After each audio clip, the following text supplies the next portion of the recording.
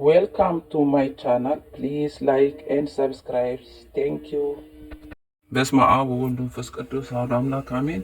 ድርሳነ ዑራኤል ዘሰኔ ምዕራፍ 1 በኢትዮጵያዊ ንጉሥ ዳግማዊ ዳዊት ዘመን የሸግላን አገር አስተዳዳሪ የሆነ አንድ ሰው ነበረ። ይህም ሰው የመላእክት አለቃ ቅዱስ ዑራኤልን በጣም አድርጎ ይወደው ነበር።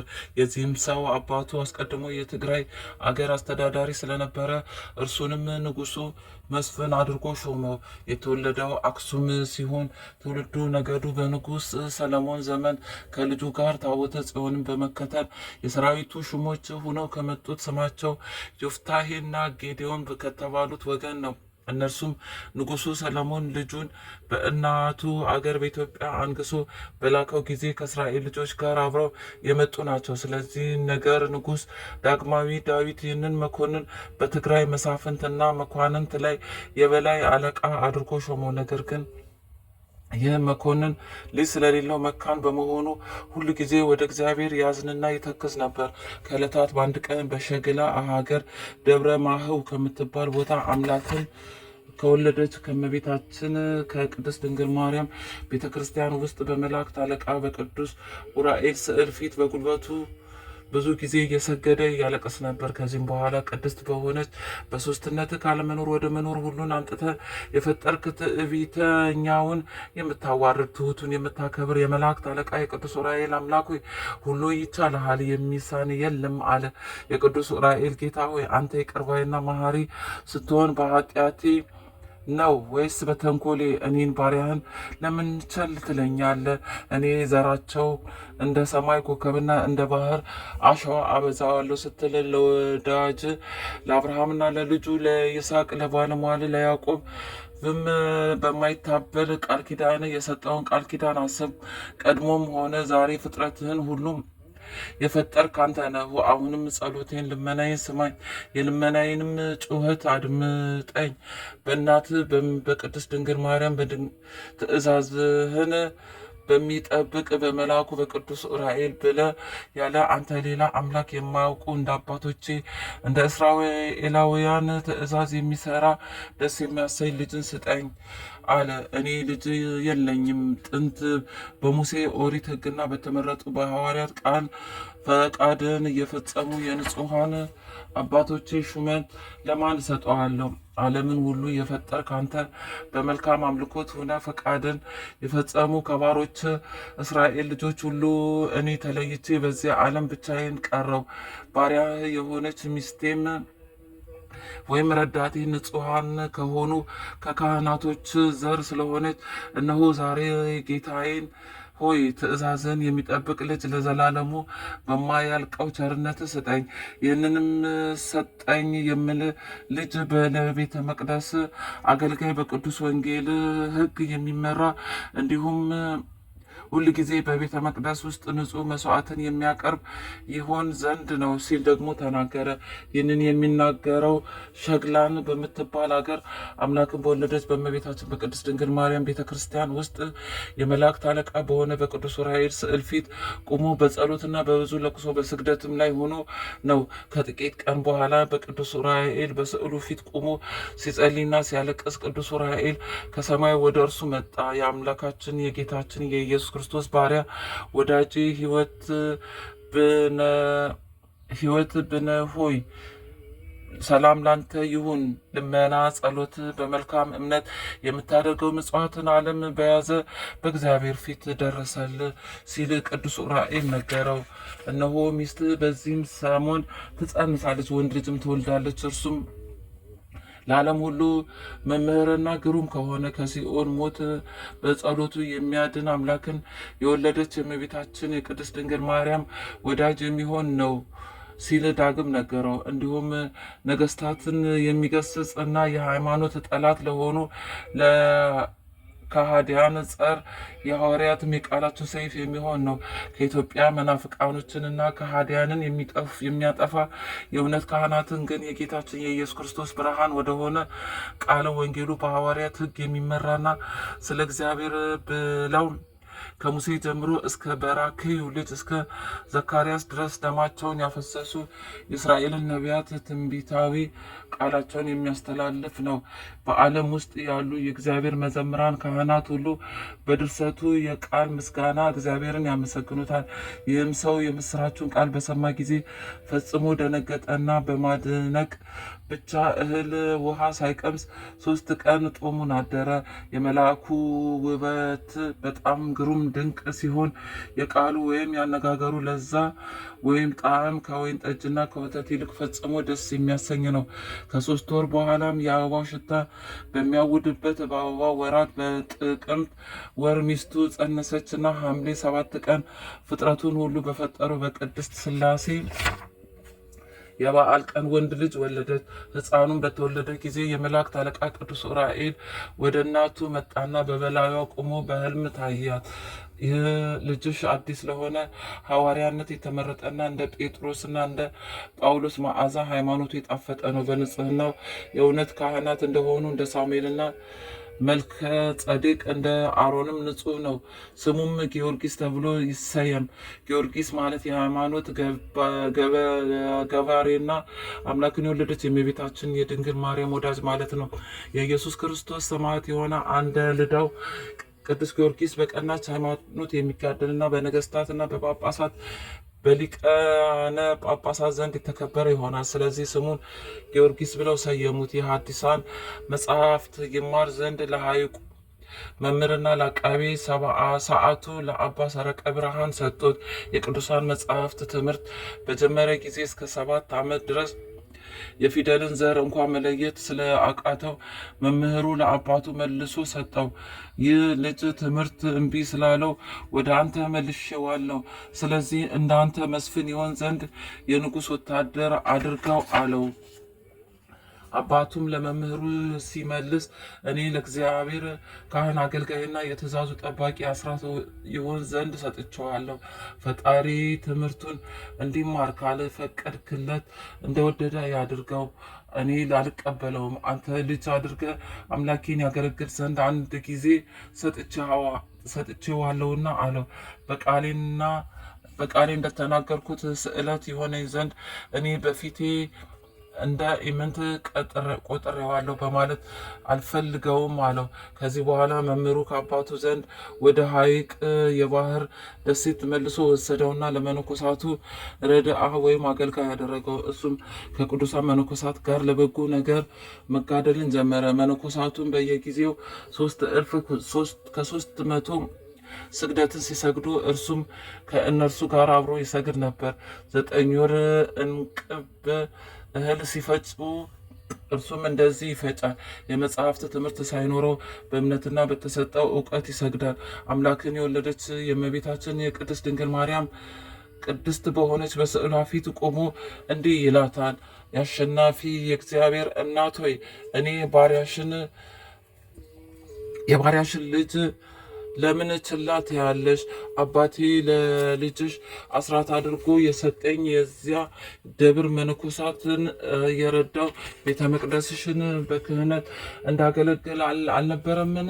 በዚህችም ገዳም እንደሚኖሩ ቅዱሳን መነኮሳት እኔም ከእነርሱ ጋር ስኖር የመጽሐፍትን ንባብ ያንቺን ውዳሴ ምንም የማላውቅ ሆኛለሁ። እንደ አባቶቼ የምድራዊ ንጉሥ ወታደር አልሆንኩም፣ ወይም እንደዚሁ እንደ ደሴቲቱ መነኮስ አልሆንኩም። አንድ አፍታ እንደ ጥላ የሚያልፈውን የዚህ ዓለም ሰዎች ፍጥረቱ ምንድን ነው አይበሉኝ። በመለኮቱ ባህሪ ሞት የሌለበት ስለ ብዙዎች ደህንነት በስጋ በሞተው በሕያው ልጅሽ አደራ ብዬ ተማጽኜሻለሁ። እመቤቴ ከአንቺ ጋር እንደሆነ በሞተ ስጋ ወይም ወደ አንቺ ውሰጅኝ አለ። ከዕለታት በአንድ ቀን እመቤታችን በሕልሙ መጥታ የተመረጥክ ባሪያዬ ቅዱስ ጊዮርጊስ ወይ መጽሐፍትን የመድረስ ችሎታ ልጄ በቸርነቱ በዚህ ሰሞን ይሰጠሃል፣ ንጹሕ ሆነ ጠብቅ አለችው። ቅዱስ ዑራኤል መልካም እንደ እዝራ ጽዋ ልቦናን ያጠጣ ዘንድ ስለ አንተ ወደ ልጄ ልመና አቅርቦልሃል አለችው። ከእርሱም ተሰወረች። እርሱም በየቀኑ እልፍ ስግደትን እየሰገደ 40 ቀን ድረስ ቆየ። ከ40 ቀን በኋላ የመላእክት አለቃ ቅዱስ ዑራኤል 5 የብርሃን ጽዋዎችን ይዞ ከሰማይ መጣ። እነሱም መጻሕፍትን የሚያስደርሱ የሕይወት መጠጥ በመሆናቸው አጠጣውና አስቀድሞ ስሙ ኖኅተ ብርሃን የሚባል የምስጋና ድርሰት ደረሰ። ዳግመኛም በ150 መዝሙር ዳዊት ቁጥር በእያንዳንዱ መዝሙር ተጨማሪ ቃላት 5 ቤት በግጥም ወይም በስንኝ መልክ የእመቤታችን የድንግል ማርያምን ሰላምታ ደረሰ። ይህንንም ቅዱሳን መዝሙረ ኢየሱስ ብሎ ሰይሞታል። ሶስተኛም የመላእክት እና የነቢያት የሐዋርያትና የጻድቃን የሰማዕታትንም ምስጋና ደርሶላቸዋል። አራተኛም በቀናች ሃይማኖት መጽሐፈ ብርሃን የምትባል ድርሰት ደረሰ። አምስተኛም ቃሉ ያማረ ከብሉያትና ከሐዲስ መጽሐፍ ብዙ ቃላትን በማውጣጣት ሰላምታ ደረሰ። ስሙንም የሰዓታት ጸሎት ብሎ ሰየሙ። በ22ቱ ስነ ፍጥረት ምሳሌ አድርጎ ከደረሰ በኋላ በመዓልትና በሌሊት ባሉት ሰዓታት እንዲጸልዩ አደረገ። ከዚህም በኋላ የእመቤታችን የቅድስት ድንግል ማርያም ብዙ ምስጋናና በ7 ቀን በ33ቱ በዓላቶቿ ልክ ደረሰና ስሙን መጽሐፈ አርጋኖ ብሎ ሰየመው። ስለዚህም የዳግማዊ ዳዊት ልጆች ለሆኑ ነገስታት መምህራን ሆነ። እነሱም 8ቱን ልጆቹን ቴዎድሮስና ይስሐቅ፣ ቴዎፍሎስና እንድርያስን፣ ሀብተ ኢየሱስና ሕዝቅያስ፣ ኢሳያስ፣ ዘርአ ያዕቆብ ሲሆኑ እህቱም ብጽዕት የሆነች ንግስት እሌኒ ጭምር ናቸው። 81ዱን የነቢያትና የሐዋርያት መጽሐፍት ከነትርጓሜያቸው አስተማራቸው። ዳግመኛም የቀናች ሃይማኖት አካላዊ ቃል ከስጋዋ ጋር አንድ ሆኖ መዋሃዱን ከመልካም ስራ ወይም ምግባር ጋር ያስተምራቸው ነበር። ስለ ጌታችን ኢየሱስ ክርስቶስ ስም በመጽሐፍት ቃልና በመለኮት ኃይል እየተከራከረና እየተጋደለ መናፍቃንን አላውያንን ድል አድርጎ በቀናች ሃይማኖት እውነተኛ ሰማዕት ሆነ። ከዚህ ከኃላፊ ዓለም ድካም አረፈና መንግስተ ሰማያትን ወረሰ። ይህ ሁሉ የተደረገው የመላእክት አለቃ በሆነ በቅዱስ ዑራኤል ልመናና አማላጅነት ነው። የቅዱስ ዑራኤል ጸሎትና ልመናው ለዘላለሙ ከወዳጁ ከእኔ ከፍቅርተ ማርያም ከነመላ ቤተሰቦቼ ጋር ይሁን፣ አሜን። ምዕራፍ 2 በዕለተ አርብ መጋቢት 27 ቀን ጌታችን አምላካችን በቀራንዮ በተሰቀለ ጊዜ ወታደሩ ለንጊዮስ የጌታችንን ቀኝ ጎኑን በጦር በወጋ ጊዜ ከጌታችን ቀኝ ጎን ደምና ውሃ ወጣ ወይም ፈሰሰ። ያን ጊዜ መልአኩ ቅዱስ ዑራኤል ከጌታችን ከኢየሱስ ክርስቶስ አምላካዊ ቀኝ ጎኑ ከሕይወት ውሃ ጋር ተቀላቅሎ መልኩ የጽጌረዳ አበባ የመሰለውን ደሙን በብርሃን ጽዋ ተቀበለ። ከዚያም በሶስቱ ክንፎቹ ጠምቶ ወይም በጽዋ ብርሃን ተቀብሎ በሶስቱ ክንፎቹ ወደ አየር ወጣ። ክንፎቹ 6 ሆነው ወገን አይነቶች ሆነው ነበርና ያን ጊዜ በዕለተ ዓርብ በ9 ሰዓት አስቀድሞ ትግራይ ሀገር ይኸውም ናግራን ከሚባል ቦታ ደረሰና የጌታችንን ደም ረጨ። አስቀድሞን እንደተናገርነው የትግራይን አድባራት በደሙ ቀደሳቸው። የኢትዮጵያውያን አድባራት በሙሉ ከናግራን ሀገር ጀምሮ እስከ አናሪያ ደብረ ወገግና ሀዘሎ ድረስ የጌታችን ደም በመርጨትና በመባረክ በዚሁ በዕለተ ዓርብ በሰርክ ወይም በ11 ሰዓት ፈጸመ። ከ11 ሰዓትም በኋላ በፀሐይ መግቢያ ጊዜ ተመልሶ ወደ ምድረ ግብፅ ሄደና ስርዓተ ንዝሃተ ደሙን እንደፈጸመ ለመጠየቅ በጊዮን ውሃ ማለት በኢትዮጵያ ወንዝ በአባይ ውሃ ታጠበ። ከዚህም በኋላ የአዳምን የሔዋንን የጻድቃንንም ነፍሳት ሁሉ ከሲኦል ለማውጣት ከጌታችን ከኢየሱስ ክርስቶስ ጋር ወደ ሲኦል ወረደ። ወደ ሌላ ዜና ወይም ታሪክ እንመለስና አምላካችን ከእመቤታችን ከቅድስት ድንግል ማርያም ተወልዶ ከተሰቀለ በ245 ዓመት በኋላ ኢትዮጵያን የክርስትና እምነት ተቀበለች። በዚያም ዘመን ቅዱስ ዑራኤል አባ ሕርያቆስን በክንፉ ተሸክሞ ወደ አክሱም አመጣው። ያን ጊዜ በወንጌላዊው ዮሐንስ መጽሐፍ እንደተነገረው የኢትዮጵያን ሀገርና የጽላተ ሙሴ ማደሪያ የሆነች አክሱምን በጌታችን በኢየሱስ ክርስቶስ ደም የመረጨቷና የመባረኳን ዜና ነገረው። ሁለተኛው የናግራን ሀገር ነገስታት አብርሃና አጽብሃ ያሰሯት ቤተክርስቲያንን፣ ሶስተኛም ሐውዜንን ሀገርና በባህረ ጣና ደሴት ውስጥ ያሉትን 44 አብያተ ክርስቲያናትን፣ አንዲቱም ለኢትዮጵያ አድባራት ርስት የሆነችውን መርጦላ ለማርያም የነዚህን የሌሎችን በክርስቶስ ደም መባረክ ተናገረ። ከዚህም በኋላ ከእርሱ ተሰወረ። እነዚህ ወንድማማቾች ነገስታት በሸዋ ክፍለ ሀገር ፍሉይ በሚሏት ቦታ ላይ በእመቤታችን በቅድስት ድንግል ማርያም ስም ታላቅ ቤተክርስቲያን ሰሩ። ዳግመኛም ኤረር ተራራ ላይ ወጥተው በቅዱስ ሚካኤል፣ በቅዱስ ገብርኤል፣ በ40ቱ እንስሳ በ24ቱ ካህናተ ሰማይ ስም 4 አብያተ ክርስቲያናትን ሰሩ። እነዚህም ለመንግስታቸው መዲና አደረጓቸው። ደብረ ኤረር ለኢትዮጵያ ምድር እምብርት ወይም ማዕከል ናትና። አንደኛው አብርሃ የሚባለው ንጉስ በዚች ሀገር ሞተና በእመቤታችን በቅድስት ድንግል ማርያም ቤተክርስቲያን ውስጥ ተቀበረ።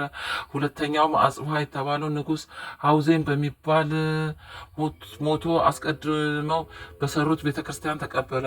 ሁለቱም ነገስታት በእመቤታችን በአምላክን በወለደች በቅድስት ድንግል ማርያም አማላጅነትና በመላእክት አለቃ በቅዱስ ዑራኤል ልመና ለዘላለሙ የማያልፈው መንግስተ ሰማያትን ወረሱ። ከእነርሱም በኋላ የነገሰው ካሌብ የተባለው ንጉስ ብዙ አብያተ ክርስቲያናትን ሰርቶ በሰላም አረፈ። ከእርሱም በኋላ ጻድቅ የሆነ ገብረ መስቀል የሚባል ንጉስ ነገሰ። እሱም መልአኩ ቅዱስ ዑራኤልን በጌታችን በኢየሱስ ክርስቶስ ደም በባረካት በደብረ ሃሌሉያ ወይም በደብረ ዳሞ ላይ በእመቤታችን በቅድስት ድንግል ማርያም ስም ቤተክርስቲያን ሰራ። በዚያም ዘመን በንጉሱ በገብረ መስቀል ዘመነ መንግስት መልአኩ ቅዱስ ዑራኤል የአክሱምን ጎበዝ ልጅ ያሬድን ጽዋ ልቦና አጠጣው። እሱም በመንፈስ ቅዱስ እየተመራ እንደ መላእክት ዜማ ያለ የጣፈጠ ጸዋትወ ዜማን ደረሰ። ያሬድም ወደ ደብረ ዳሞ ወጣና የገብረ መስቀሉን ቤተክርስቲያን ህንፃ እንዲህ ያለ አመሰገናት። የእውነት ነገስት ቤተክርስቲያንን በያክንትና በከርከዴን እንቁ ሰራት። ይችውም ለብርሃን ጌታ እናት የስጋዋ ንጽህና አምሳል ናት። የህንፃዋን ስራ ማማር አይቼ 3 ጊዜ ዞርኳት። ቅድመ ዓለም የነበረ ዓለምን አሳልፎ የሚኖር ማደሪያ አድርጓታልና በክርስቲያን አንደበት በሰላም ለእርሷ ክብር ምስጋና ይገባታል። ከዚህ በኋላ ያሬድና አቡነ ገብረ መስቀል አባ ሕርያቆስን ኤፍሬምን ያመጣላቸው ዘንድ ቅዱስ ዑራኤልን ሊለምኑት ተነሱ። ጸሎታቸውን ከጨረሱ በኋላ ከሙታን አስነስቶ አመጣላቸው። ሰማያውያን ጭፍሮች የቅዱስ ዑራኤልን ሰራዊትም የብርሃን ድንኳን ተከተሉ። ያን ጊዜ አባ ሕርያቆስና አባ ኤፍሬም መጡና የአምላክ እናት የእመቤታችን የቅድስት ድንግል ማርያምን ውዳሴዋንና ቅዳሴዋን ነገሩት። እርሱም በግዕዝ ቋንቋ እንደሚጣፍጥ እንደ ወይን ልብ ደስ በሚያሰኙ በሶስቱ ጸዋተ ዜማዎች በአራራይና በግዕዝ በእዝል ዘመረላት። ከዚያም አባ አረጋዊ ንጉሱ ገብረ መስቀልና ካህኑ ያሬድ አብርሃና አጽብሃ በጣና ደሴቶች ውስጥ በእመቤታችን በቅድስት ድንግል ማርያም ስም ወደ አሰሯት ቤተክርስቲያን ለመሄድ ተነሱ። እነርሱም ከዚያ ከደረሱ በኋላ ካህኑ ቅዱስ ያሬድ በጥዑመ ዜማ ደብረ ጽዮንን ደብረ ዳሞን በመልካም መዝሙር እንዳመሰገና አመሰገናት ወይም ዘመረላት። በባህረ ጣና ደሴት ውስጥ ሳሉ መልአኩ ቅዱስ ዑራኤል ከሰማይ ወረደና አባ አረጋዊንና ያሬድን ወደ በጌ ምድር ሄዱ። ከዚያም በጌታችን በኢየሱስ ክርስቶስ ደም የባረኳትን የማሳያቸው አነስተኛ ተራራ አለችና በእርሷ ላይ አምላክን በወለደች በእመቤታችን በቅድስት ድንግል ማርያም ስም ቤተክርስቲያንን ስሩ አላቸው። ያን ጊዜ ከባህረ ጣና ተነስተው ወደ በጌ ምድር ሄደው በተራራዋ አካባቢ ደረሱ። ነገር ግን ተራራዋን ለማግኘት ባለመቻላቸው በመፈለግ ዋሉ። እየፈለጓትም ሲሄዱ ለተራራዋ ምዕራቧ የሆነ በደቡብ በኩል ተቀምጠው ሳለ ወደ ታች ተመለከቷት። ጊዜው መሽቶ ነበረና በዚያ ባሉበት ቦታ ላይ በጽኑ ሀሳብ አደሩ። አባ አረጋዊም ቀድሞ በደብረ ዳሞ ያወጣኝ ዘንዶ ዛሬም ከዚህ ቦታ ተገኝቶ በዚህ ተራራ ላይ ባወጣኝ እንዴት መልካም በሆነ ነበር እያለ ጸለየ። ይህንንም ነገር ሲፈጽም ወዲያው መልአኩ ቅዱስ ዑራኤል ከሰማይ ወርዶ ወደ እነርሱ መጣና አባ አረጋዊን ዙር አምባ ወደ እርሷ ትወጣ ዘንድ በምስራቅ በኩል ተራራዋን ዙር። አስቀድሜ በባህር ጣና ደሴት የነገርኳችሁ ተራራ ይህች ናት አለው። ለልጆች ማደሪያ አድርጋት። እንደ ክርስቶስ ወንጌል ስርዓት ይህችን ቤተክርስቲያን በመንፈስ ቅዱስ ለምትወልዳቸው ልጆች ለአንተም ጭምር ርስት አድርጎ ሰጥቷቸዋልና አባ አረጋዊ መልአኩ ቅዱስ ዑራኤል እንዳዘዘው አደረገ። አባ አረጋዊ ካህኑ ያሬድም ከተራራዋ ላይ ወጡ። በሶስተኛው ቀን ንጉሱ ገብረ መስቀል መጣና በተራራዋ ላይ የሐር ድንኳን ተከለ። በተራራዋም ስር ወይን ከበታቿ የንጉሱን ሰራዊት ሰፈሩ። ከዚያም አቡነ አረጋዊ በዚች ባማረች የሐር ድንኳን ውስጥ ቁርባን ሰርቶ ለንጉሱ ለገብረ መስቀል የክርስቶስ ስጋውንና ደሙን አቀበለው። ያን ጊዜ ካህኑ ያሬድ የሰማይ ካህናት በሆኑ በቅዱስ ኪሩቤል በቅዱስ ሱራፌል ቃለ ዝማሬ ንጉሱ ገብረ መስቀልንና ጻድቁ አባ አረጋዊን አመሰገናቸው። ስለዚህም ይቺ ደብረ ጽርሐ አርያም ዙራምባ በቅድስት ማርያም ተብላ ተሰየመች። ከዚህም በኋላ ካህኑ ቅዱስ ያሬድ ጥዑም የሆነ የዜማን ትምህርት እያስተማረና ገብረ መስቀልን በዚያችው ተራራ ላይ ቤተ ክርስቲያንን እያሰራ 3 ዓመት ተቀመጡ። አባ አረጋዊም ከእነርሱ ላይ ሳይለይ አብሮ ነበር። ከዚያም ወደ ትግራይ ማለት ወደ አክሱም ሲሄዱ በሰሜን በኩል በምትገኝ ደብረ ሐዊ ከምትባል ሀገር ደረሱ። በዚችም ደብረ ሐዊ ከምትባል ቦታ እንደደረሱ ቅዱስ ያሬድ ከሰው ዓይን ተሰወረና አኗኗሩ ከሰማይ መላእክት ጋር ሆነ። ምዕራፍ 3 ከአብርሃና ከአጽብሃ ዘመነ መንግስት ቀጥሎ ከ8ኛው ትውልድ በኋላ በንጉሥ ስግድዛን ዘመነ መንግስት ከአክሱም ካህናት መካከል 200 ካህናት ተመረጡ። ዳግመኛም ከባህረ ጣና ደሴት 100 ካህናት እንዲሁም ከቢጌ ምድር ጽርሐ አርያም ከምትባለው ደብር 40 ካህናት ከአማራ አገርም ከዳዊት ከመቅደላ ከሳይንትና ከወለቀታ ምድር 150 ከሊቀ ካህናቱ ከአባ ይድላ ጋር ተመረጡ። ከዚያም ወደ ሸዋ አገር ሄደው እንደደረሱ በ3 ክፍል ደለደላቸውና በዚሁ ክፍለ ሀገር ሁሉ የመለኮት ወንጌል እንዲያስተምሩ አዘዛቸው። 150 ካህናት ምድረ ዞረሬ ገቡ። አለቃቸውም ሊቀ ካህናቱ አባ ይድላ ነው። 100 ካህናት ደግሞ ስርማት በምትባል ሀገር ገቡ። የእነዚህም አለቃቸው ሁለተኛ ስሙ አባ በግኡ የተባለ ስብስቲያኖስ ነው። 100 የሆኑ ሌሎች ካህናት በተጉለት ውስጥ ደርደሬ በምትባል ቦታ ተመደቡ። 3ቱ ካህናት ደግሞ በመንዝ ውስጥ አጋንንቻ በምትባል ቦታ ተመደቡ። ከዚህም በኋላ ስሙ ገብረ መስቀል የተባለ ካለቃቸው ልጅ ከማቴዎስ ጋር 100 የሚሆኑ ካህናት ተለይተው በይፋት ሀገር ወደ የእስላሙ የአሽማት ርስት ወደሆነችው ቀወት ተብላ ወደምትጠራው ቦታ ወረዱ። እስላሙንም ተአምራት በመስራት የታወቀ ታላቅ ክርስቲያን አደረጉት። በዚቹም ሀገር ውስጥ ወንጌልን እያስተማሩ ለብዙ ጊዜ ቆዩ። ከዚህም በኋላ 490ውን ካህናት መልአኩ ቅዱስ ዑራኤል በጌታችን በኢየሱስ ክርስቶስ ደም ወደ ባረካቸው አድባራት ሁሉ መራቸውና እነርሱም የክርስቶስን ወንጌል እያስተማሩ አብያተ ክርስቲያናትን ሰሩ።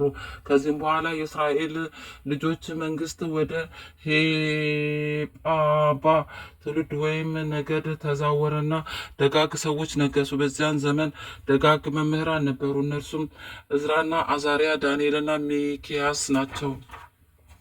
እነዚህም ላሊበላንና ነአኩቶን ለአብን የመሐረነ ክርስቶስን እውነተኛ የአምላክ ቃል የሆነ የወንጌልን ስርዓት ወይም ትምህርት አስተማሯቸው።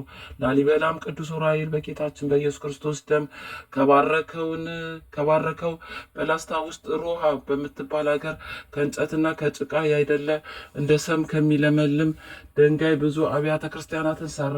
ወንድሙ ቀሲስ ይምርሃም በአደባባዩ ሰፊ በሆነ በደጋው ክፍል በደብራዚ ትልቅ ቤተ ክርስቲያን ሰራ። ቅዱስ ዑራኤልም ጽዋ ሕይወትና ህብስተ ቁርባን አምጥቶለት በዚያች ቤተ ክርስቲያን ውስጥ ንጹሕ በሆነ ክህነቱ ቀድሶ ሕዝቡን አቆረባቸው።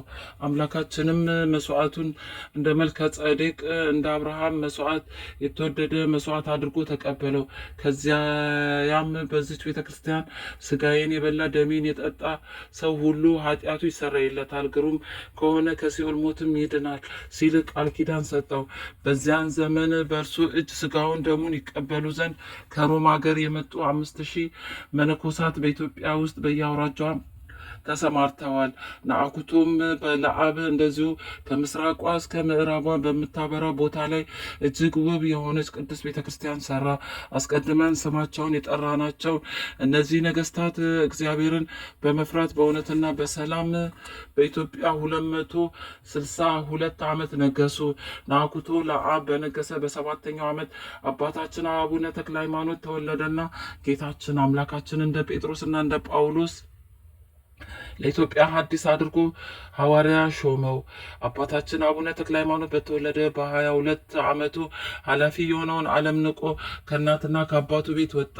አስቀድሞ በሸዋ ምድር ድንቅ የሆነ ተአምራትን በመስራት በጌታችን በኢየሱስ ክርስቶስ ስም ማስተማር ጀመረ። በዚችም ምድረ ከተታ በምትባል ሀገር 3 ዓመት የሀገሪቱን ሰዎች የክርስትናን ሕግ እያስተማረና እያጠመቀ ተቀመጠ። ከምድረ ከተታ ጀምሮ እስከ ምድረ ሙገርና በመራቤቴም አካባቢ ሁሉ አብያተ ክርስቲያናትን ሰራ። ከዚህም በኋላ ይፋት ወደሚባል ሀገር ሄደና እመ ምህረት ወደምትባል ተራራ ወጣ። በእርሷ ላይም ብዙ አስማተኞች ሲሰግዱና ሲያሟርቱ አግኝቶ በጸሎቱ ኃይል በተናቸው። በእርሷም ላይ ቅድስት በሆኑ በስላሴ ሃይማኖት ለ9 ወር ያህል የይፋትን ሰዎች እያስተማረ ቆየ። አስቀድመን እንደተናገር ነው የአሸናፊ የእግዚአብሔር እናቱ እመቤታችን ቅድስት ድንግል ማርያም ከገሊላ ንጉሥ ከሄሮድስ ፊት ሸሽታ ቀድሞ ከተቀመጠችበት ከዚያችው ቦታ አምላክን በወለደች በእመቤታችን በቅድስት ድንግል ማርያም ቤተክርስቲያን ስም ቤተክርስቲያንን አሰርቶ ኪዳነ ምሕረትን ጽላት ከዚያ አስገባ። አባታችን አቡነ ተክለ ሃይማኖት የዚያችን ደብር ጥንታዊ ታሪኳን አግኝቶ ነበርና ከዚህም በኋላ ወደ ዳሞትና ወደ አናሪያ ሀገር ሄዶ አንድ አምላክ በሆነ በስላሴ ስምና በክርስቲያን ሃይማኖት ንጉሱና የሀገሩን ሰው እንዲያስተምር ቅዱስ ዑራኤልን አዘዘው። በዚሁም ሀገር የወንጌልን ቃል እያስተማረና የንጉሱን ቃል ከንጉሱ ጋር ቤተ ክርስቲያንን እያሰራ 12 ዓመት ተቀመጠ። ከዚህም በኋላ ቅዱስ ዑራኤል ለኢትዮጵያ ቅዱሳን መነኮሳት አባት እንዲሆን ከአማራው አገር ከአባ በጸሎተ ሚካኤል ዘንድ ሄዶ የምንኩስናን ስነ ስርዓት እንዲማር አዘዘው። እንዳዘዘውም ሄደና ሕገ ምንኩስናን እየተማረ ድውያንን በመፈወስና ታምራትን በማድረግ 12 ዓመት ተቀመጠ። ከዚህም በኋላ ቅዱስ ዑራኤል ወደ አባ ኢየሱስ ሞዓ ወደ ሐይቅ ሄዶ ከእርሱ ጋር ይኖር ዘንድ አዘዘውና 11 ዓመት ከእሱ ጋር ኖረ። ከአባ ኢየሱስ ሞዓ ዘንድ ከቆየ በኋላ ወደ ደብረ ዳሞ ወጥቶ ከአባ ዮሐኒ ጋር 12 ዓመት ተቀመጠ። ከዚያም በአንድ ዓመት ውስጥ 3 ጊዜ ወደ ኢየሩሳሌም ተመላልሶ በመጎብኘት ከዚያ ሊኖር ወደደ። ከዚህም በኋላ የእስክንድሪያው ሊቀ ጳጳሳት አባ ሚካኤል ጠራውና ልጄ አቡነ ተክለ ሃይማኖት ሆይ ከሀገር ከኢትዮጵያ ወደ ኢየሩሳሌም በአንድ ዓመት ውስጥ 3 ጊዜ ለምን ተመላለስ ካለው፣ በአንድ ቦታ ተቀመጥ እንጂ አትመላለስ። ብዙ የጽድቅ ስራ ከመስራት ይልቅ ለመነኩሴ በአንድ ቦታ ተወስኖ መቀመጥ ይገባዋልና። እግዚአብሔርን መልአክ የሆነ ቅዱስ ዑራኤል አምላክን የወለደችም የቤታችን ቅድስት ድንግል ማርያም ወዳጆች ከልጇ ዘንድ አስራት የተቀበለቻቸው ለእርሷ አገልጋዮች እንዲሆኑ ብሩካን ቅዱሳን ለሆኑት መነኮሳት አንተ በመንፈስ ቅዱስ አባት ትሆናቸው ዘንድ እንደመረጠ አሳይቶኛል ነግሮኛልም። ስለዚህ ወደ ሀገር ወደ ኢትዮጵያ በሰላም ሂድና የምንኩስና ስርዓት የሚፈልጉትን የኢትዮጵያ ሰዎች ሁሉ አመንኩስ ሲል አዘዘው። የእጁንም የወርቅ መስቀል ይባርክለት ዘንድ ሰጠው። ከዚህም በኋላ ከሊቀ ጳጳሱ ከአባ ሚካኤል ዘንድ ተመለሰና ወደ ደብረ ዳሞ ወደ አባ ዮሐኒ ሄደ። ሊቀ ጳጳሱ ሱም የነገረውን ያዘዘውን ሁሉ ነገረው። አባ ዮሐኒም ንግግሩን ከሰማ በኋላ እኔም እኮ አምላክን ከወለደች ከእመቤታችን ከቅድስት ድንግል ማርያም ወዳጆች ከሆኑት ከቅዱሳን ወንድሞቻችን መነኮሳት ዘንድ አንተ በሸዋ ክፍለ ሀገር ለሚኖሩ መነኮሳት አባት እንደምትሆናቸው ሰምቻለሁ አለው። እነዚህም የሚገኙበት ቦታ የመላእክት አለቃ ቅዱስ ዑራኤል በጌታችን በክርስቶስ ደም ከቀደሳቸው ስፍራዎች ላይ ነው። ያቺም ሀገር ክፍል ስለሆነች እግዚአብሔር ከእርሷ ውስጥ እንድትኖር ፈቅዶልሃልና ሄደ በእርሷ ዘንድ በሰላም ተቀመጥ አለው። ከዚህም በኋላ ከደብረ ዳሞ ተነስቶ ወደ ደብረ ሊባኖስ ሄደና ከዚያም ተቀመጠ። አባታችን አቡነ ተክለ ሃይማኖት በተወለዱ በ48 ዓመት ይኩኖ አምላክ ነገሰ። ከነገሰም ከ2 ዓመት በኋላ አባታችን ደብረ ሊባኖስ ሲገቡ እድሜያቸው 50 ዓመት ነበር። ይህም ሃይማኖቱ የቀና ንጉሱ ይኩኖ አምላክ በዚሁ በአባ ተክለ ሃይማኖት ጸሎት ቅባ መንግስት ተቀብቶ በኢትዮጵያ ነገሰ። በመላእክት አለቃ በቅዱስ ዑራኤል ድርሳን ውስጥ ይህ ተብሎ የተነገረው ቃል የስሙ ምልክት ተፈጸመ። ይኩኖ አምላክ በመጀመሪያ ዘመነ መንግስቱ ወደ ሮሃ አገር ሄደና የጻድቁ ንጉሥ የላሊበላን ሕንፃ አይቶ በዚቿ አምሳል አምላክን በወለደች በእመቤታችን በቅድስት ድንግል ማርያም ስም ቤተክርስቲያን ሰራ። የዚያችን ቤተክርስቲያን ስም ገነተ ማርያም ብሎ ሰየማት። አቡነ ተክለ ሃይማኖትም ሄደው ያችን ቤተክርስቲያን የሚገባውን ስርዓት ፈጽመው ቀድሷት አከበሯት። ከዚህም በኋላ ይኩኖ አምላክ ወደ ሐይቅ የባህር ደሴት ሄዶ ለአባ ኢየሱስ ሞዓ ቤተ ክርስቲያንን ሰራለት።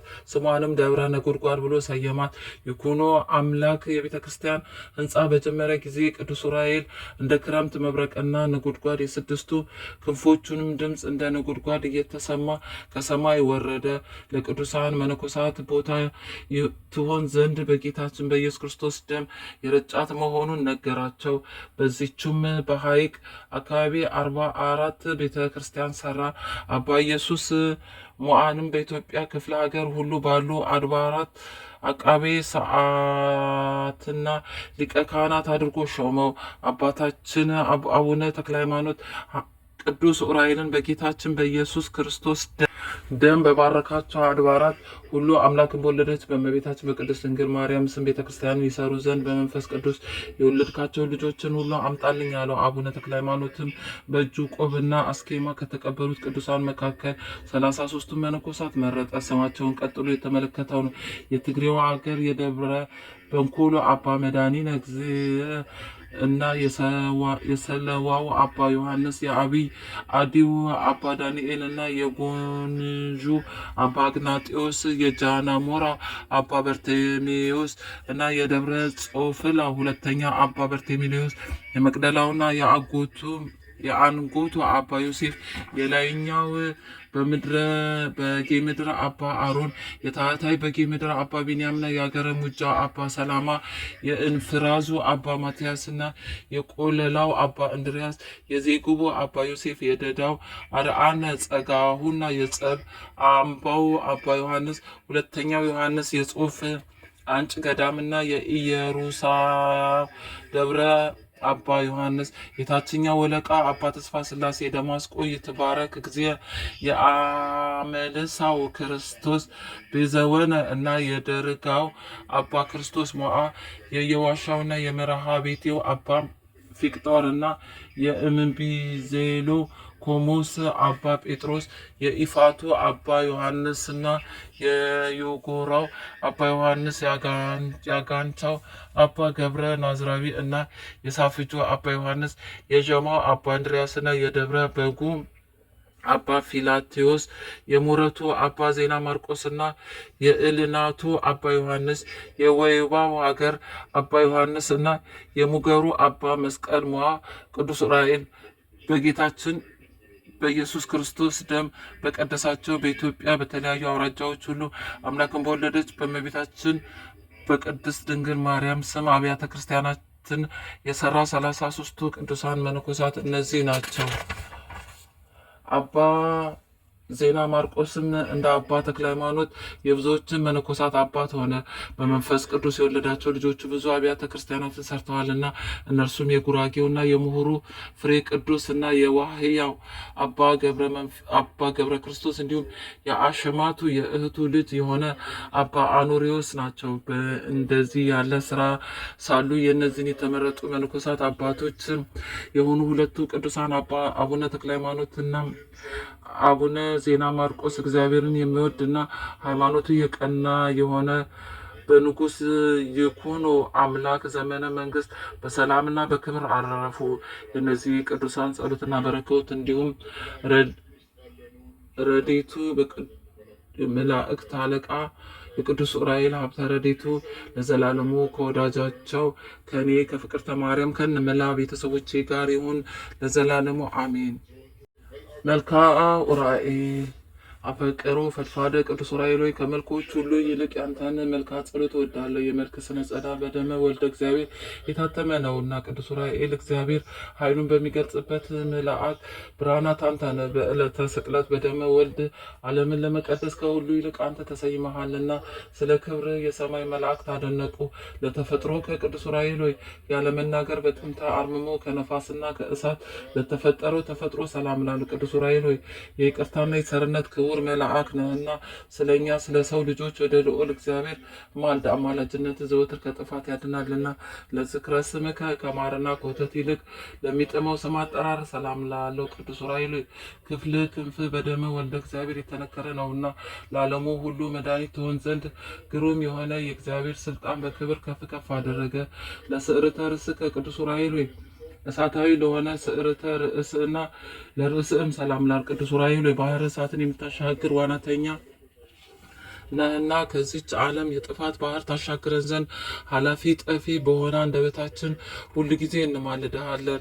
ለአይንት ከቅዱስ ዑራኤል ችግረኞችን ለሚመለከቱ አይኖች የቅዱሳንን ጸሎት ሰምተው ወደ እግዚአብሔር ለሚያቀርቡ አዛኖች ሰላም ላሉ ቅዱስ ዑራኤል ቀይ ሃን እሳታውያን ለሆኑ ጉንጮች ከዚህ ዓለም ሽቱ ይልቅ ልዩ መዓዛ ላላቸው ለአናፎችም ሰላም ላለው ቅዱስ ዑራኤል የደጋጎች የምስራቃውያን የሰባት ሰገል መሪ ኮከባቸው አንተ ነህ። እግዚአብሔር ወልድ ድንግል ማርያም በስጋ በተገለጸ ጊዜ እስከ ቤተልሔም እየመራ አድርሰሃቸዋልና ለከናፍር ከቅዱስ ዑራኤል ያለ ዝምታና ያለ ቸልታ ፈጣሪያቸውን ለሚያመሰግኑ አፍህና ከናፍር ሰላም ላሉ ቅዱስ ዑራኤል ትጉ የሆንክ የትጉሃን መላእክት አለቃ እንደመሆኑ ሁሉ ዓለምን ለመቀደስ የእግዚአብሔር ልጅ ባፈሰሰው ደግሞ እኛን የቅድስት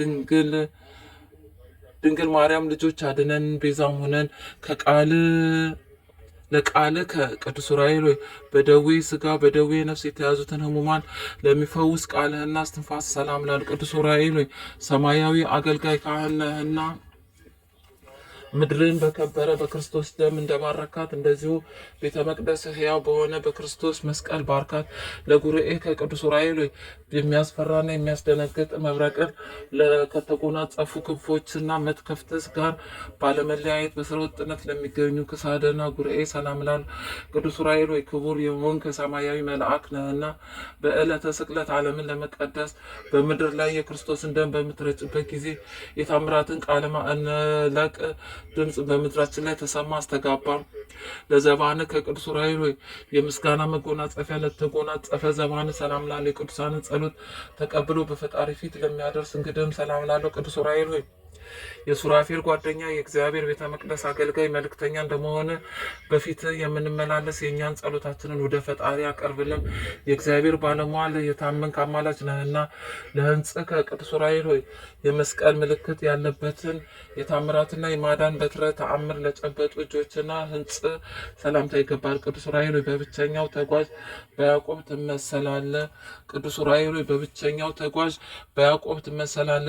ከተከታዮቿ ከዮሴፍና ከሰሎሜ ጋር ወላዲት አምላክን እየመራ ከምድረ ሎዛ እስከ ደብረ ቁስቋም አድርሰሃታልና ለመዛርዕ ከቅዱስ ዑራኤል በተፈጥሮ ህብረታቸውን ለሚያስደንቁ ለእጅ መዝራዕትና ክንድ ለመዳፍም ሰላም ላሉ ቅዱስ ዑራኤል ማህበርን የምትባርክ ደገኛ ነህ እኮን። በየጊዜው እርዳን፣ ጠብቀን፣ ለጠላት ማሳልፍ አትስጠን። እርዳታ ሀገርን ከጥፋት ህዝብን ከስደት ያድናልና። እበለ አላ አእዳዊ ከቅዱስ ዑራኤል ለእጅ ጣቶች ሰላም ላለው በጣቶች ጫፍ ላይ ለሚያንጸባርቁ ጥፍሮችም ሰላም ላል ቅዱስ ዑራኤል የምስጋና ለውዝ ገውዝ የያዝክ ነበልባላዊ ሙሽራ እንደሆንክ ከአንተ ዘንድ ከሚመነጭ ዕዝራ ከጠጣው ጽዋ ጠጥተው ይረኩ ዘንድ ማየ ሕይወትን የተጠሙ ሰዎች ሁሉ ወደ አዳራሽ ይሰበሰባሉ። ለገበዋት ከቅዱስ ዑራኤል እሳታዊውን አክናፍ ለተጎናጸፉ ጎኖች ሰላም ላሉ በሕይወት ምስጋና መብል ለተመላ ከርስም ሰላም ላሉ ቅዱስ ዑራኤል በብርሃናት ሁሉ ላይ የተሾምክ ነህና ከዕለት እኪት ከዘመን መንሱት ሰውረን ከክፉ ነገር ሁሉ ጠብቀን።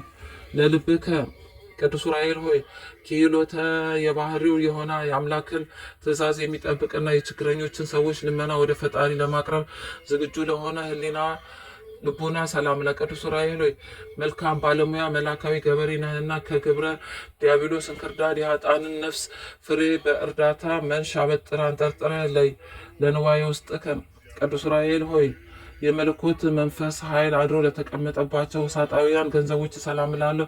ቅዱስ ዑራኤል ሆይ የተፈጥሮ ባህሪን ከእሳትና ከነፋስ እንደመሆኑ መጠን የአገልጋይን የሕይወት ዜና መርከብ የባህር ማዕበል ሞገድ አያንገላታው። መስቀል ዜና በወልደ እግዚአብሔር ደም ታትሟልን። ለእምብርትከ ቅዱስ ዑራኤል ሆይ አጋንንትን ሰይፎ አቃጥሎ የሚያጠፋ ነበልባላዊ ሰይፍ ለታጠቀ ወገብ እምብርት ሰላም ላል። ቅዱስ ዑራኤል ሆይ አምላካችን እግዚአብሔር የሕይወትና የይቅርታ ዝናብን በምድራችን ያዘንብልን ዘንድ እንዲሁም የእርሻችንን አዝመራ በዝናብ አብቅሎ በፀሐይ አብስሎ ለፍሬ እንዲያበቃ ከፈጣሪ ዘንድ ምሕረትን ማልደ ለምን። ላቁ ያጽከ ቅዱስ ዑራኤል ሆይ በአንድነቱ በሶስትነቱ ለሚሰገድለት አምላክ ስግደትን ለሚያስቀድሙ ለሁለቱ አብራኮች እሳታውያን አቆያጾች ሰላም ላለሁ። ቅዱስ ዑራኤል ሆይ በየጊዜው በየዕለቱ በየሰዓቱ የምታበብ የሃይማኖት ፍሬ ነህ። አበባነትንም ለእርሱ የታደሙትን ደስ የሚያሰኝ የመርአዊ ክርስቶስ አበባ ነው። ለአጋር ከቅዱስ ዑራኤል ሆይ ለእርዳታ ፈጽመው ለሚፋጠኑ እግሮችህና ሰኮና ሰላም ላለሁ። ቅዱስ ዑራኤል ሆይ በስደት ወራት ለድንግል የምድረ ግብፅን መንገድ ያመለከትካት አንተ ነህ። 3 ዓመት እያለቀሰች እያዘነች በስደት ከቆየች በኋላ ተመልሳ ወደ ሀገሯ እንድትገባ የደስታ ምስራች ያበሰርካት አንተ ነህና ለመከየድ ከቅዱስ ዑራኤል ሆይ መዝናኛዋ በጽርሐ ጽዮን ለሆነና ነፍስን ከሲኦል የኩነኔ ፍርድ ለማውጣት የሲኦል ጎዳና መረገጫው ለሆነ ተረከዝ ሰላም እላለሁ። ቅዱስ ዑራኤል ሆይ ከፈጣሪው ይቅርታን አስገኝተ የኃጥአንን ነፍስ የምትጎበኝ ነህና በዚያች ቁርጥ ፍርድ ቀን የሲኦልን ደጃፍ እንዳናይ ስለ እመቤታችን ድንግል ማርያምና ስለ ልጇ ኢየሱስ ክርስቶስ ቃል ኪዳን እንማጸናለን። ለአጻብዕከ ቅዱስ ዑራኤል ሆይ ከሁለቱ አጋረ ጉንድ ለበቀሉ 10 ጣቶችና ጥፍሮች ሰላም ላል። ቅዱስ ዑራኤል ሆይ ለሄኖክ ምስጢረ ጥበባትን እንደገለጽክለት ሁሉ ከነበልባላዊ መልአከ ከቅዱስ ገብርኤልና ከደገኛው ከደቅሲዮስ በዓል የተሰበሰቡትን ምዕመናን ሁሉ ባርካቸው። ለቆም ከቅዱስ ዑራኤል ሆይ ለነበልባላዊ አካለ ቁመና ለእሳታዊ ስነ መልክም ሰላም። ለቅዱስ ዑራኤል ሆይ ለእዝራ ሱቱኤል ምስጢርን የሚገልጽ ትንቢትን የሚያናገር ጽዋ ልቡናን ለማጠጣት እንደተቻኮል ሁሉም በውስጥ በአፋ የከበርክ መልአክ ነህና የአንደበቴ ምስጋና ለመቀበል ፈቃደኛ በመሆን ከጎኔ ታረጋጋኝ ዘንድ በሩጫና በችኮላ ፈጥነ ወደ እኔና ኦ ዘነዛህከ አቤቱ በወልድ የከበረ ደሙ መረጨት ዓለም ትቀደስ ዘንድ ከተራራ ወደ ተራራ ከቦታ ወደ ቦታ በመዘዋወር ትኩሱን የሚያቃጥለውን የመለኮት ደም የረጨ ቅዱስ ዑራኤል ሆይ ለዓይን ደስ የምታሰኝ የጥበብ መፍለቂያ ምንጭ አንተ ነህና ከእግዚአብሔር በተሰጠ ክንፈ ረድኤት ስትከንፍ መጥተህ አፋጣኝ እርዳታ አድርግልን። ኦ ዘከሰትከ አቤቱ እግዚአብሔር ወልድ ከሙታን ተለይቶ በዕለተ ሰንበት በስጋ የመነሳቱን ምስራች ምስጢራዊ ቦታ በሆነ በቅዱሳን አንስት የገለጽ ቅዱስ ዑራኤል የሰማያዊ ምስጢረ ነገር ምድራዊያን መፍቀደ ነገር እናውቅ ዘንድ ልዩ ቋንቋዎችን ግለጽልን።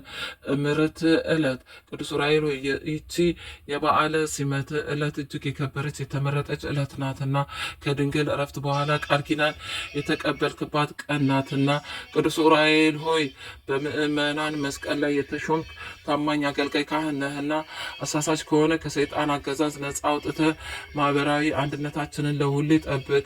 የሃይማኖት ጥመኞችን ታጠጣ ዘንድ የእጅ ጽዋ ላከንን። ኦ ዘአመረከ አቤቱ ለጻድቁ ይስሐቅ የስንዴ ዘሩን ጠዋት ዘርቶ ማታ ጭዶና ወቅቶ ከጎተራው ያስገባ ዘንድ መንፈሳዊ ጥበብን ያቀዳጀኸው አንተ ቅዱስ ዑራኤል ነህ። የቅዱሳን ረዳታቸው ቅዱስ ዑራኤል ከሽቱ ይልቅ የመወደድ ዜና መዓዛ ያለ ነህና የጽጌ ሙሽራ ስለ ጼና ፍቅሬ የኔ ነው እኔም የእርሱ ነኝ፣ ፍቅሬ እንደ ነጭ ዕጣን መዓዛው የጣፈጠ ነው እያለች ታመሰግናሃለች። ናው ጸገየ እነሆ በቀራንዮ የተክል ቦታ ከጉንደ መስቀል የተገኘ ጽጌ የምስጋና አበባ አበበ፣ የምስጋና ፍሬን አፈራ። ቅዱስ ዑራኤል ሆይ ሕይወትን የሚያድስ መዓዛው በሕያው ባህሪ በክርስቶስና በክብርት እናቱ ቅድስት ድንግል ማርያም ፊት እንደ ሱራፊ ማዕጠንት ባለ መዓዛው የምስጋናችንን መዓዛ ያጣፍጥልን። አሜን። ስብሐት ለእግዚአብሔር። ካለመኖር ወደ መኖር አምጥቶ ዓለምን ለፈጠረ እግዚአብሔር ክብር ምስጋና ይገባል። ዳግመኛም በአርአያውና በምሳሌው ከአራቱ ባህርያተ ሥጋ አምስተኛ ባህርየ ነፍስን አከናውኖ ሰውን የፈጠረ እግዚአብሔርን ዘወትር በፍጹም ምስጋና እናመሰግነዋለን። በዚህም ሰብአዊ የክብር ተፈጥሮ ቅዱስ ዑራኤል ሳይቀር ፈጽሞ ተደንቆ ለፈጣሪ ክብር ምስጋና ይገባዋል በማለት ምስጋና አቅርቧልና የእግዚአብሔር ምስጋናው በምድር በሰማይ የመላ ነው ለዘላለሙ። አቤቱ የመላእክት ሁሉ አለቃ የሆነ የቅዱስ ዑራኤል አምላክ ሆይ በክርስቶስ ክርስቶሳውያን የተሰኘን የጥምቀት ልጆች እኛን አገልጋዮችን ከመከራ ሥጋ ከመከራ ነፍስ ጠብቀን ለዘላለሙ አሜን። መማፀኛ ጸሎት። ሊቀ መላእክት ቅዱስ ዑራኤል ሆይ ከልዑል እግዚአብሔር የተሰጠ ክብርና ጸጋ ታላቅ ነውና የኔን ደካማ አገልጋይን ነፍስና ሥጋዬን ባርክልኝ። አቃቤ ምስጢር ቅዱስ ዑራኤል ሆይ ለዕዝራ ሱቱኤል የእውቀትን ጽዋ እንዳጠጣ እኔንም ግራ ቀኙን መለየት ለማይቻለኝ ደካማ አገልጋይ ሰማያዊና ምድራዊ ጥበብን ግለጽልኝ። ሊቀ መላእክት ቅዱስ ዑራኤል ሆይ ጌታችን መድኃኒታችን ኢየሱስ ክርስቶስ ለቤዛ ዓለም በመስቀል በተሰቀለ ጊዜ ከጎኑ የፈሰሰውን መለኮታዊ ደም በብርሃነ ጽዋ ተቀብለ ምድር ትባረክ ዘንድ በብርሃነ መነሳነስ የነሰነስክ ታላቅ መልአክ ነህና እኔ ደካማው ባሪያን የምድር ወተቷን ጸጋዋን የሰማይ ገነቷን አታሳጣኝ። ሊቀ መላእክት ቅዱስ ዑራኤል ሆይ የስምህ ትርጓሜ የአምላክ ብርሃን ማለት ነውና በበደል የጠቆረ ሕይወቴን በብርሃን አብራልኝ። ረዳዬ ቅዱስ ዑራኤል ሆይ እመቤታችን እናታችን ቅድስት ድንግል ማርያም እና በጌታችን በመድኃኒታችን በኢየሱስ ክርስቶስ ዘመነ ስደት ወቅት አብረህ የነበርክ ቅዱስ ክቡር መልአክ ነህና ስርየተ ኃጢአትን አገኘ ዘንድ ለምንልኝ።